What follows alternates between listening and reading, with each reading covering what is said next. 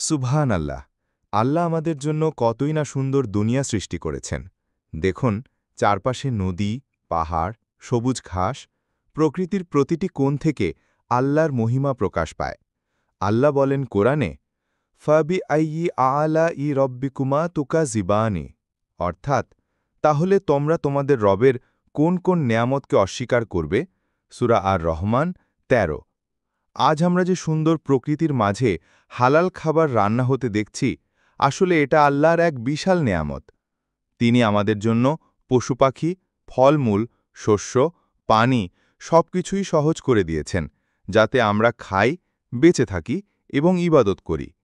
প্রিয় ভাই, হালাল রিজিক আল্লাহর পক্ষ থেকে দান, তাই শুধু খাওয়া দাওয়া নয়, খাওয়ার আগে ও পরে আল্লাহর নাম নেয়া এবং শকর আদায় করা আমাদের জন্য জরুরি। আল্লাহর নেয়ামতের কদর করতে না পারলে কিয়ামতের দিন হিসাব দিতে হবে।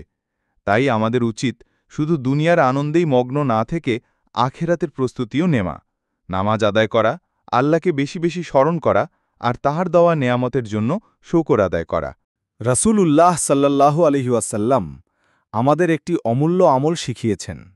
তিনি বলেছেন, যে ব্যক্তি প্রতিটি ফরজ নামাজের পর ৩৩ বার সুবহানাল্লাহ, ৩৩ বার আলহামদুলিল্লাহ, ৩৪ বার আল্লাহু আকবার পড়বে, আল্লাহ তাআলা তার জীবনের সমস্ত গুনাহ মাফ করে দিবেন।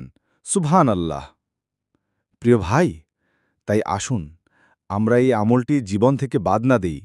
নিয়মিত নামাজ পড়ি, আল্লাহর জিকির করি আর কৃতজ্ঞতার সাথে জীবন কাটাই, কারণ এই জীবনটা খুবই ছোট, কিন্তু আখেরাত চিরস্থায়ী।